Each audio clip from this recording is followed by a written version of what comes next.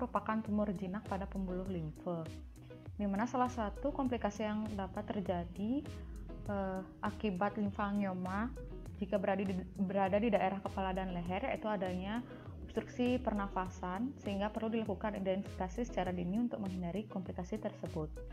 Gambaran klinisnya simptomatik atau asimptomatik tergantung letak, massa lunak, transluminasi mengkilap. Ini merupakan gambaran dari limfangioma. Etiologinya, penyebab pasti tidak diketahui, malformasi limfatik, dan merupakan penyakit bawaan.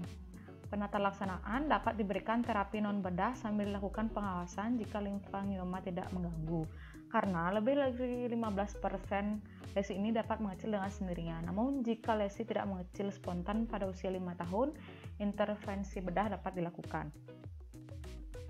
Pemeriksaan penunjang berupa CT scan, ultrasonografi, dan kultur.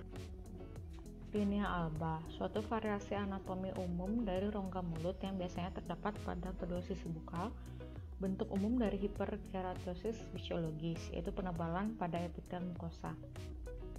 Gambaran klinis tidak ada keluhan atau asimptomatik. Gambaran putih keabuan, menonjol uni atau bilateral dari komisura ke molar.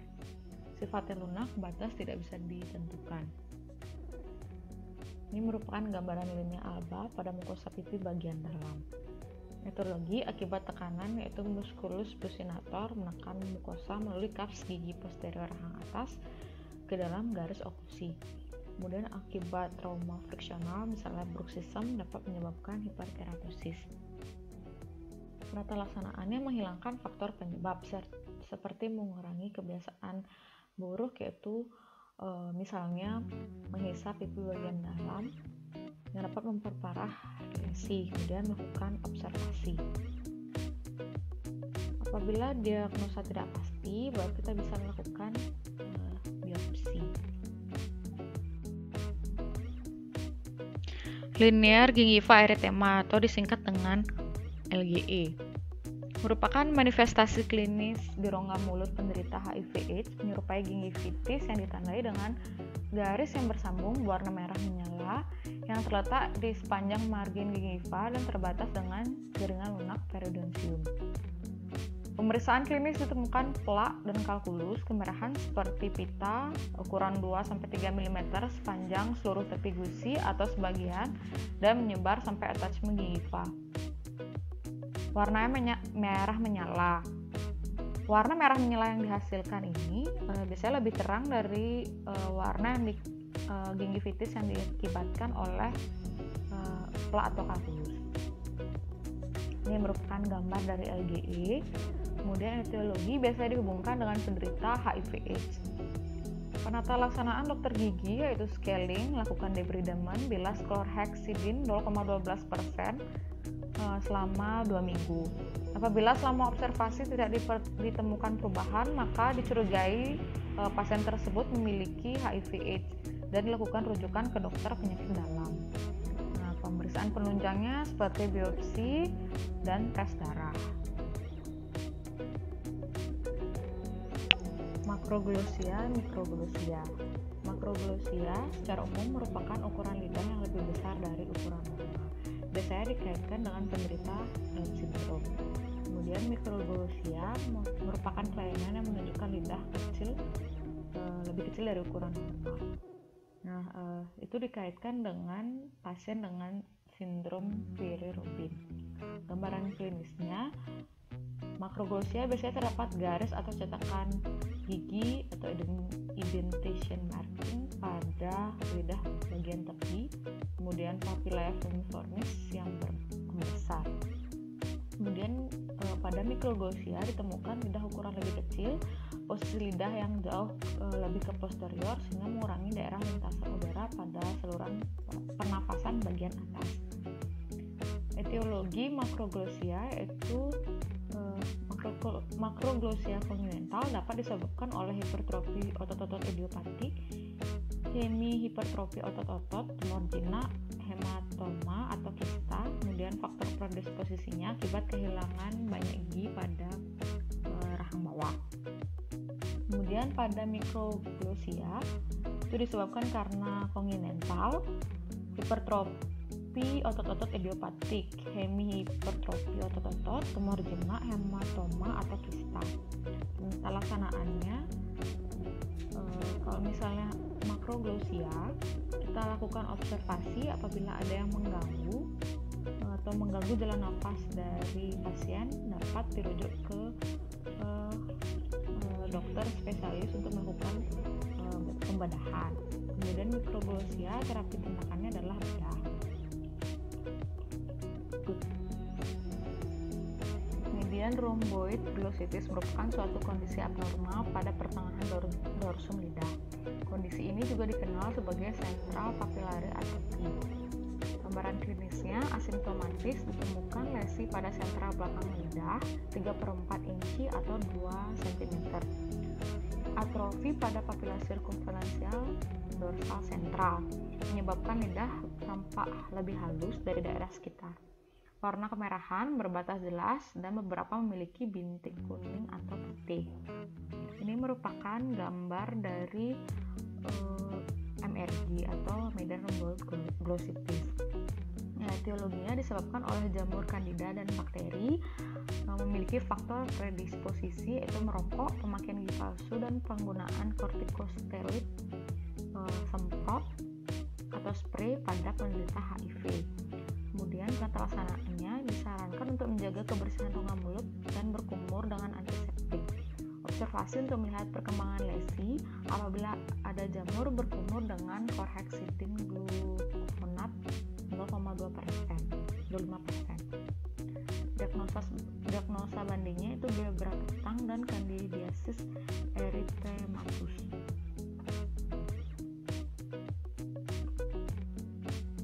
Morsicasio buccarum.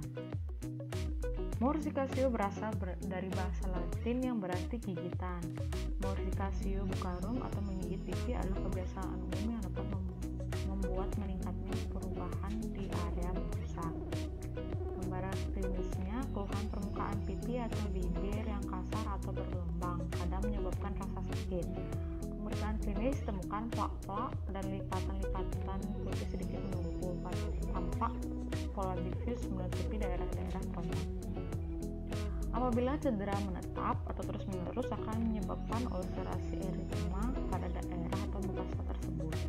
Ini merupakan gambar dari Morsicasio buccarum. Morsicasio buccarum ini dapat terjadi unilateral atau bilateral. Etiologinya, kebiasaan menggigit-gigit pipi bagian dalam akibat stres atau memiliki tingkat kecemasan yang tinggi. Kemudian bisa diakibatkan oleh grinding yang biasa dilakukan pada malam hari. Penata laksanaan tidak dibutuhkan penata laksanaan khusus pada lesi ini, perlu untuk menghentikan kebiasaan buruk pasien dan dilakukan observasi. Apabila pasien tidak dapat menghentikan kebiasaan buruknya, maka kita bisa buatkan occlusal net guard untuk mengurangi atau menghilangkan kebiasaan grinding pasien pada saat malam hari.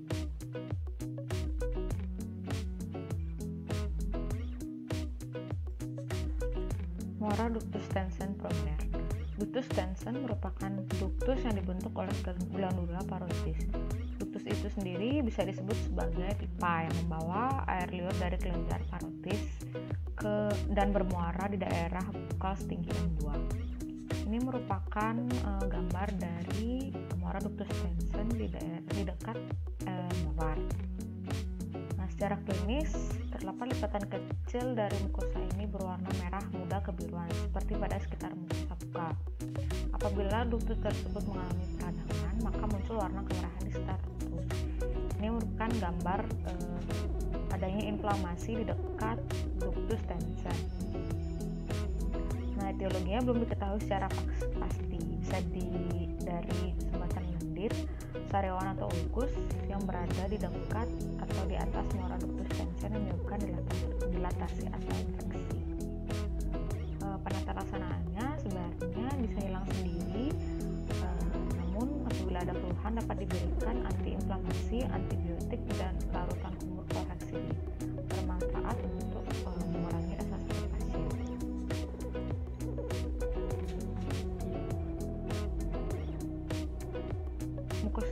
terkait radio atau kemoterapi. Mukositis oral merupakan inflamasi akut pada mukosa oral akibat nekrosis dari lapisan basalis mukosa oral yang ditandai dengan adanya eritema atau ulcerasi pada mukosa oral. Gambaran klinisnya menimbulkan rasa tidak nyaman bahkan sakit. Manifestasi klinis yang sering muncul antara lain ulcerasi berukuran 0,5 sampai 4 cm, eritema yang ditutupi garis kuning atau fibrin berwarna putih yang disebut sebagai pseudomembran. Kemudian terbentuknya ulcerasi pada mukosa. Ini merupakan gambaran klinis dari mukositis di rongga mulut. Nah, gambaran klinis lesi berdasarkan tingkat toksisitas atau kemoterapi menurut WHO dibagi menjadi 4 stage. Yang pertama yaitu terjadinya kemerahan atau eritema, nyeri skala ringan. Kemudian kedua, membran mukosa kemerahan dan timbul ulkus rata yang nyeri. Pasien masih dapat makan. Stage 3, ulkus terbentuk semakin dalam dan pasien hanya dapat makan dengan konsistensi cair. Kemudian stage 4, mukositis semakin parah, pasien sudah tidak dapat makan. Mulai dari stage 3, ulkus tersebut dapat terkontaminasi bakteri, jamur, dan virus. Hal ini dapat menimbulkan terjadinya kandidiasis jika ulcer ditumpangi jamur Candida albicans.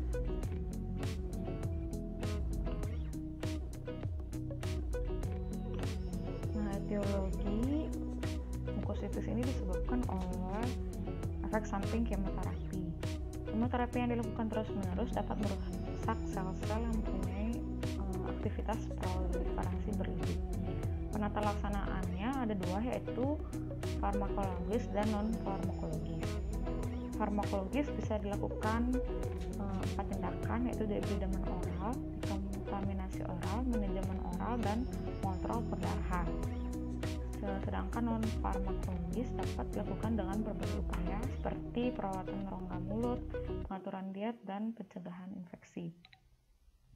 Pencegahan infeksi ini dapat meminimalkan resiko mukositis akibat kemoterapi karena dapat mengurangi bakteri dan jamur sehingga mengurangi rasa nyeri dan perdarahan. Mumps parotitis epidemica. Parotitis epidemica adalah penyakit virus akut dan menular yang biasanya ditandai oleh pembesaran kelenjar ludah, terutama kelenjar parotis. Virus tersebut termasuk dalam genus Paramyxovirus. Gambaran klinis pada anamnesis didapatkan keluhan yaitu demam, nafsu makan menurun, sakit kepala, muntah, sakit waktu menelan, dan nyeri otot, pembekakan pipi, dan pada daerah kelenjar parotis, nyeri spontan maupun perabaan. Pemeriksaan laboratorium tidak selalu diperlukan. Ini merupakan gambaran parotitis. Nah, etiologinya merupakan dari kontak langsung, terkena percikan ludah atau sesuatu yang tercemar oleh saliva. Kemudian virus mumps atau paramyxovirus ini dapat diisolasi di saliva 6-9 hari, 2-6 hari di faring, dan 1-14 hari setelah pembesaran kelenjar. Penata laksanaan istirahat, pemberian obat pereda panas atau antipiretik, kemudian analgesik, kompres es pada testis apabila mengalami pembengkakan, dapat diberikan kortikosteroid untuk mencegah orkitis atau peradangan pada testis. Prognosis mumps adalah baik. Itu merupakan penyakit self-limited yang dapat sembuh sendiri. Dapat sembuh total, jarang berlanjut menjadi kronis. Necrotizing ulcerative stomatitis. Jadi, necrotizing ulcerative stomatitis merupakan suatu penyakit inflamasi pada mukosa mulut dengan karakteristik lesi ulceronekrotik yang sangat destruktif, akut, berkembang cepat, melibatkan epitel dan jaringan konektif dan papila. Gambaran klinis. Jadi dapat dilihat dari ekstraoral dan intraoral. Jadi untuk ekstraoral dapat dilihat wajah asimetris dan trismus. Untuk intraoral terlihat lesi nekrotik berwarna putih kekuningan dikelilingi eritema dengan ukuran lebih dari 2 cm, lalu berbentuk menyerupai noma. Etiologi dari necrotizing ulcerative stomatitis adalah infeksi dari virus HIV terhadap sel imun CD4. Rencana perawatan, jadi dapat dilakukan pemberian antibiotik, pemberian obat kumur antiseptik, debridement, pemberian anti nyeri, eliminasi faktor predisposisi, perawatan jangka panjang yang berupa kontrol tiap bulan, lalu tindakan biopsi jika diperlukan. Untuk terapi, dapat dilakukan pemberian antibiotik berupa metronidazole, perawatan secara lokal yaitu berkumur dengan chlorhexidine, lalu kontrol nyeri dengan pemberian asam mefenamat atau paracetamol, dan eliminasi faktor predisposisi. Untuk prognosis, jadi keempat komponen pengobatan tersebut harus dilakukan dengan baik dan perawatan pasien harus dilakukan secara bersinergi dengan konsep multidisiplin ilmu dari dokter ahli sesuai dengan kebutuhan pasien untuk mendapatkan hasil perawatan yang maksimal. Jadi selanjutnya ada oral heri-leukoplakia atau biasa disingkat dengan OHL. Oral heri-leukoplakia didefinisikan sebagai bercak putih asimptomatik yang berhubungan dengan pasien HIV positif dan infeksi Epstein-Barr virus. Gambaran klinis. Jadi gambaran klinisnya berupa plak putih dengan pola vertikal, tidak dapat dikerok, asimptomatik, terletak di batas lateral lidah, dapat bilateral ataupun unilateral, dan tidak terdapat eritema.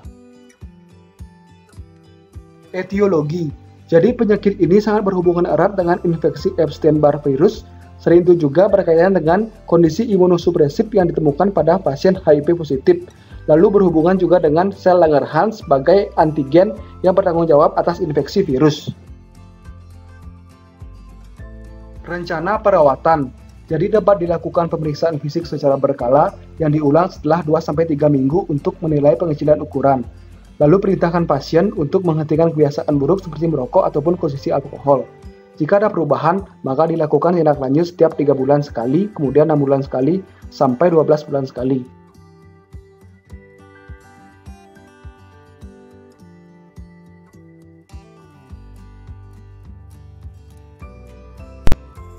Untuk selanjutnya adalah oral melanoma. Melanoma merupakan tumor ganas yang timbul dari melanosit dan paling sering berasal dari kulit. Jadi melanoma mencakup melanoma okular, mukosa, dan leptomeningeal. Untuk gambaran klinis, jadi lesi ini berbentuk makula nodular, lalu perwarnaan klinis dengan jangkauan yang luas, yaitu dapat muncul berwarna hitam, coklat, putih, abu-abu, ungu, ataupun kemerahan. Lesi tersebut dapat asimetris, tidak beraturan atau beraturan, dan kadang-kadang multiple. Lalu gejala yang ditimbulkan berupa pendarahan, nyeri, dan adanya pigmentasi melanotik. Oral melanoma dapat menyerang beberapa sisi anatomis dari rongga mulut, seperti bagian gingiva, bagian palatum, bagian lidah, dan jaringan periodontal.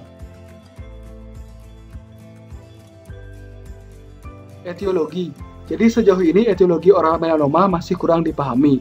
Namun beberapa literatur mengatakan merokok, kandungan karsinogen dalam udara, iritasi kronis dapat mengakibatkan oral melanoma. Selain itu juga, trauma mekanis seperti iritasi akibat pemakaian gigi tiruan, paparan formaldehid, dan alkohol juga dapat mempengaruhi. Rencana perawatan. Jadi pilihan pengobatan untuk oral melanoma dapat dilakukan dengan pembedahan, kemoterapi, ataupun imunoterapi. Selanjutnya, oral submukus fibrosis atau disingkat OSF.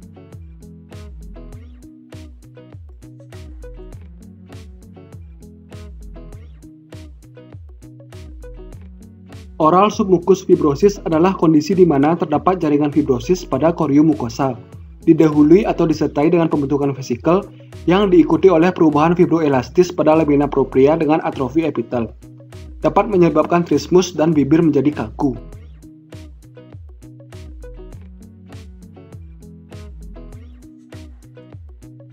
Selanjutnya gambaran klinis. Jadi untuk gejala tahap awal yaitu terdapat sensasi terbakar, ulserasi, mulut kering, dan mukosa oral pucat.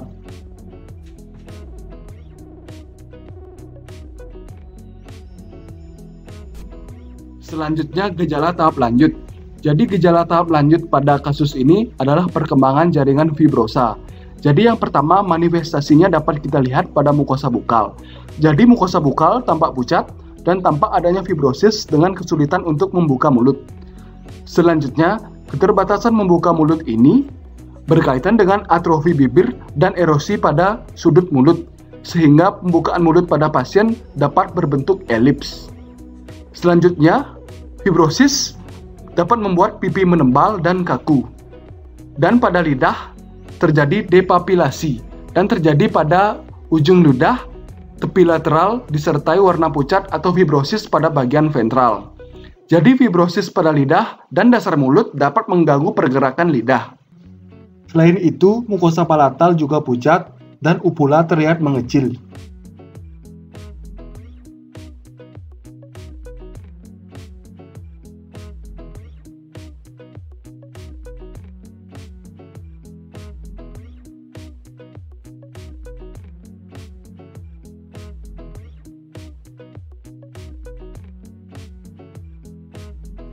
Gejala tahap ketiga. Jadi gejala tahap ketiga dari oral sum mucus fibrosis dapat berupa leukoplakia, lalu pada kasus yang jarang dapat terjadi ketulian akibat obstruksi tuba eustasi dan kesulitan menelan akibat fibrosis pada esofagus. Etiologi dari penyakit ini yang pertama sangat berhubungan erat dengan kebiasaan mengunyah sirih ataupun pinang. Lalu dapat juga karena faktor genetik dan imunologis dan beberapa faktor predisposisi seperti cabai dan tembakau. Rencana perawatan. Yang pertama ada terapi fisik. Jadi terapi fisik dapat menggunakan metode hyperbaric oxygen therapy atau HBOT. Jadi HBOT dapat memperkaya oksigenasi semua jaringan dan menghambat produksi oksigen reaktif, katalase, dan paraoksnase. Lalu HBOT dapat menekan aktivitas fibroblast sehingga memiliki efek yang baik terhadap terapi dari oral sum mucus fibrosis ini. Selanjutnya, terapi dengan obat-obatan dapat menggunakan glukokortikoid dan mineralokortikoid. Jadi, obat ini berperan dalam berbagai proses fisiologis dan biokimia. Salah satunya, obat ini dapat memblokir proliferasi fibroblast dan deposisi kolagen. Selanjutnya, injeksi kortikosteroid dapat digunakan, yaitu fungsinya untuk mengurangi sensasi terbakar pada oral sum mucus fibrosis. Selanjutnya, untuk oral tuberkulosis ulcer. Tuberkulosis adalah penyakit menular kronis yang menyerang pernafasan, namun memiliki manifestasi oral yang berupa ulcer atau biasa disebut dengan oral tuberkulosis ulcer, dan merupakan manifestasi lesi yang paling umum ditemukan dan seringkali terasa menyakitkan bagi penderita. Gambaran klinis. Jadi lesinya berupa lesi tunggal, dapat lesi yang dangkal ataupun yang dalam, berbentuk oval ataupun memanjang. Untuk margin lesi tidak teratur, berbatas tidak jelas dan kasar. Permukaannya dapat berwarna kekuningan ataupun kebiruan, berlangsung selama 3 minggu dan dapat dilihat dari gejala umum seperti batuk terus-menerus dan riwayat penyakit paru-paru. Selanjutnya, etiologi. Jadi faktor yang mempengaruhi terjadinya penyakit ini adalah infeksi Mycobacterium tuberculosis yang didukung oleh kebiasaan buruk dari pasien serta iritasi kronis yang terjadi pada rongga mulut.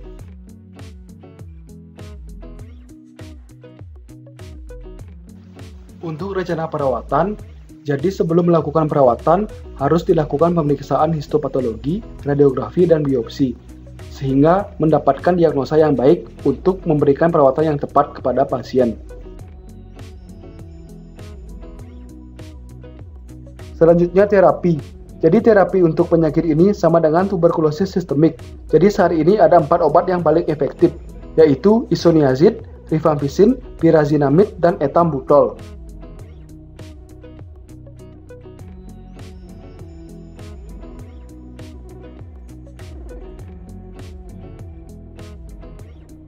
Prognosis. Jadi pengendalian penyakit ini sangat berpengaruh pada 2 faktor utama, yaitu persistensi dan resistensi. Lalu perawatan obat harus diperluas untuk menghancurkan bakteri dan mencegah kekambuhan.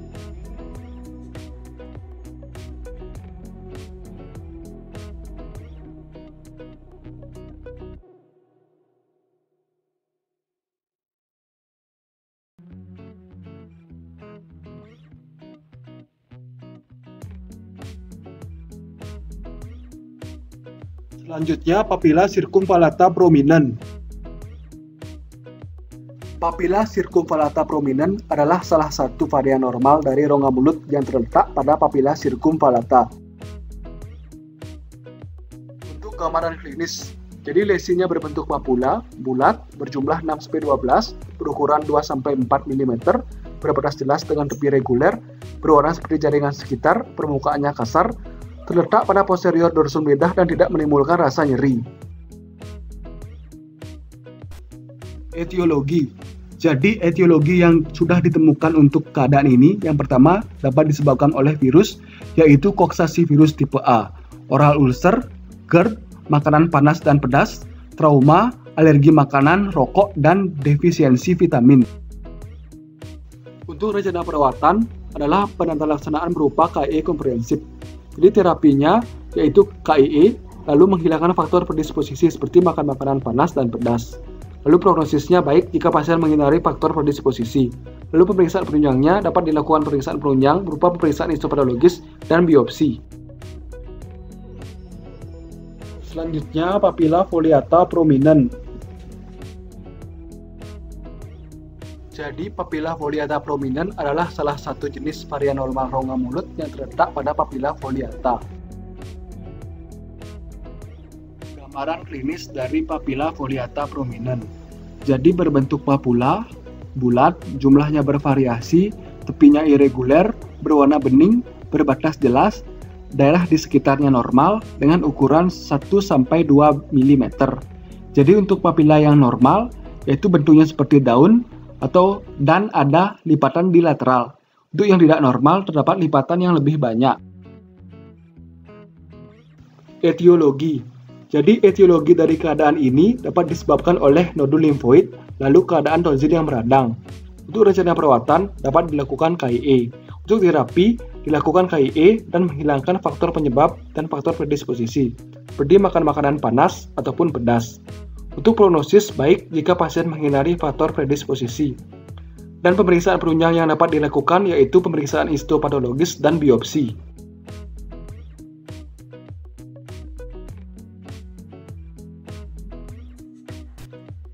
Selanjutnya adalah papiloma. Jadi papiloma merupakan tumor jinak yang berasal dari infeksi virus human papilloma virus. Jadi, HPV merupakan virus yang menginfeksi kulit dan membran mukosa manusia. Untuk gambaran klinis, jadi manifestasi virus HPV pada rongga mulut, yaitu berupa papiloma sel squamous oral. Jadi bentuknya massa papilari ataupun verrucosa, eksopitik berbentuk soliter ataupun multiple. Ditemukan di berbagai tempat pada rongga mulut, seperti pada lidah ataupun palatum. Untuk etiologi, jadi etiologi dari penyakit ini sangat erat hubungannya dengan aktivitas seksual, seperti oral seks ataupun anal seks. Dan virus ini juga dapat menular melalui kontak non-seksual, seperti transmisi vertikal ibu kepada bayinya.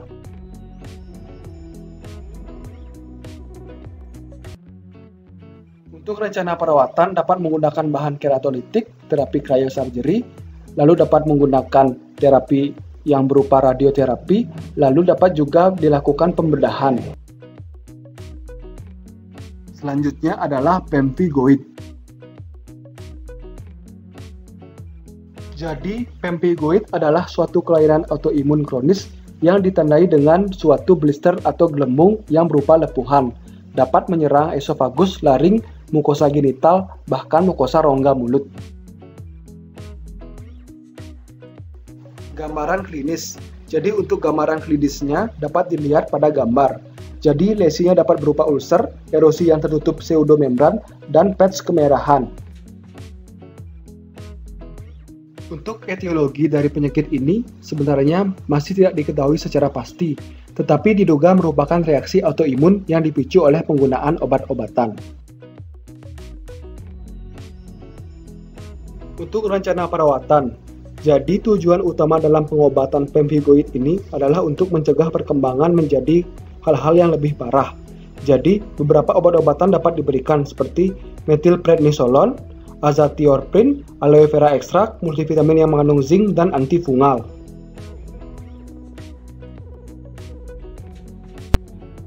Selanjutnya adalah pemphigus. Pemphigus vulgaris adalah jenis pemphigus yang paling sering menyerang rongga mulut. Jadi pemphigus vulgaris merupakan penyakit autoimun dengan manifestasi berupa kondisi ulcerasi seperti lepuhan pada permukaan kulit ataupun mukosa. Penyakit ini dapat melemahkan kondisi pasien dan sering menyebabkan kematian apabila tidak dirawat dengan tepat. Gambaran klinis. Jadi, gejala klinis pada rongga mulut dapat berupa erosi multiple pada mukosa yang mudah berdarah dan ulcerasi diffuse dengan tepi irregular. Lesi pada awalnya dapat berupa vesikel dan bula dengan ukuran lebih besar dari 1 cm dan mudah ruptur lalu membentuk ulcer yang dangkal dan dilapisi pseudomembran berwarna keabuan dan membran dapat dilepaskan atau mudah lepas sehingga terlihat permukaan erythematus. Etiologi. Jadi penyebab pasti timbulnya penyakit ini belum diketahui, namun kemungkinan yang relevan adalah berkaitan dengan faktor genetik. Lebih sering menyerang pasien yang sudah menderita penyakit autoimun sebelumnya, serta dapat dipicu karena penggunaan penisilin dan kaptropil. Pemphigus adalah penyakit autoimun. Hal ini dapat terjadi karena kerusakan atau hilangnya adesi intersel akibat autoantibodi imunoglobulin G, kadang-kadang imunoglobulin A dan M, terutama terhadap desmolgen 3 dan juga dapat desmolgen 1, sehingga menyebabkan pelepasan sel epitel yang dikenal dengan akantolisis. Untuk rencana perawatan, dapat diberikan kortikosteroid dosis tinggi, obat oles yang mengandung prednison, perawatan gigiran mulut untuk menjaga kebersihan rongga mulut.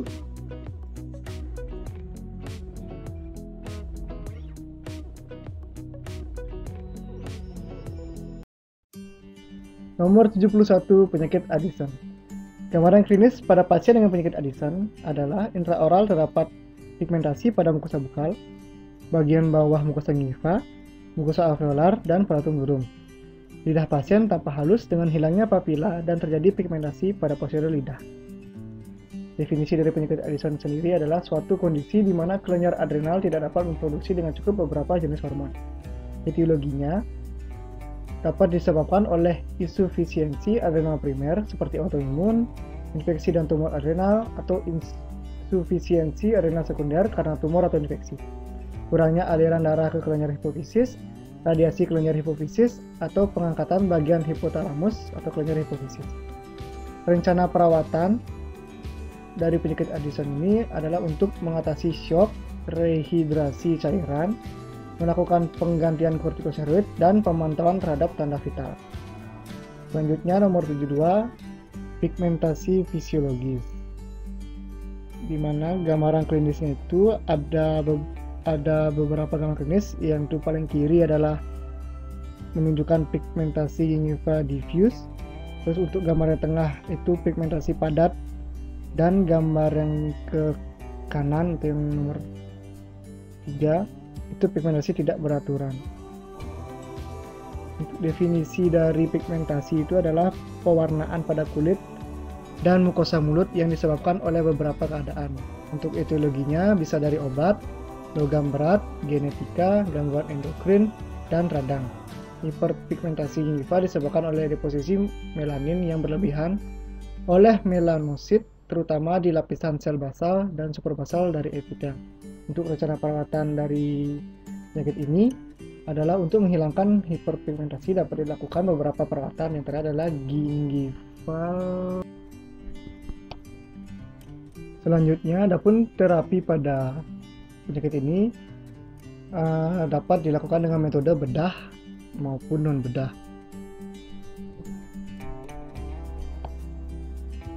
Untuk teknik bedahnya sendiri adalah teknik bedah konvensional dengan menggunakan pisau bedah, abrasi gingiva dengan hexpit, pengerokan gingiva dengan scalpel, pregingival graft, gingivectomy, cryosurgery, electrosurgery.